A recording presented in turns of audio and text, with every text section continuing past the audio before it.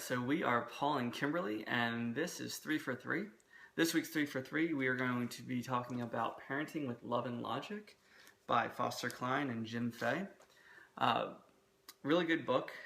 Talks a lot about how you basically lead children from toddler years all the way up through adulthood, actually. So with that, let's just get into our 3 for 3. Yeah, so the first point that we pulled from this book is that making good choices is something that has to be learned. So the whole point of this book is teaching kids to be responsible, and making good choices, being responsible, making responsible choices isn't something anyone is naturally good at. You have to learn it. Right. I think the thing that was really important about that is that the way that you give those choices, which gets into our second point, is really important. That empowerment is never an ultimatum.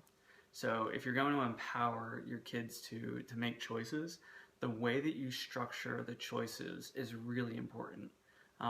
They said that you really have to follow a couple of key guidelines. So one is that you give 2 acceptable choices, not more, not less.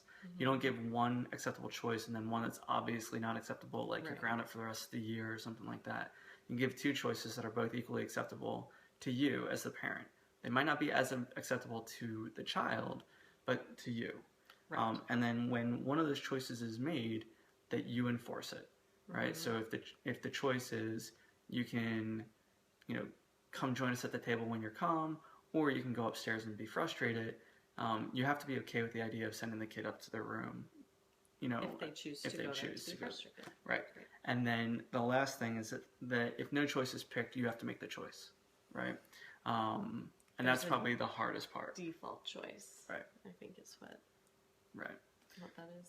Well, and our third point actually dovetails really nicely with that, and that is that when we're giving choices, when we're sending these messages, we want to be sure that we're not sending a covert message of you're not good enough, or you can't do it, or I don't even trust you, right? Like, just the way we even word our questions is pretty vital to making proper choices, because a lot of times one thing they pointed out is depending on the choice they're given, they're going to try and stick it to you. So just a good example is here they have don't go out without your coat is an example of something that you would say. Something that you could say.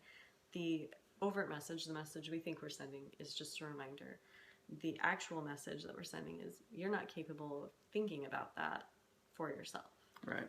So, making sure that your covert messages align with your overt messages, which should always be, we love you, we trust you, and we want to empower you to be successful.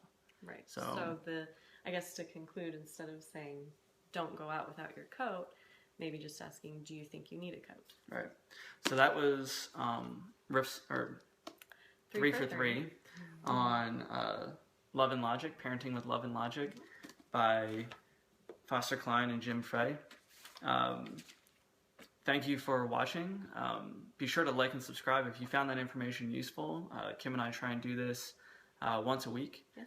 We're always reading a book or a couple of books. So be sure to like and subscribe so that you can get more of these.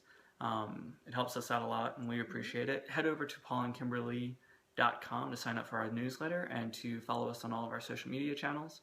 And be sure to check out our riff and rant, which I had a little Freudian slip on, about this book. We go into a little bit deeper detail, kind of meander a little bit through the topics of the book, but this book had so much powerful information in it. I think it's a great use of a good relationship tool. Right, exactly.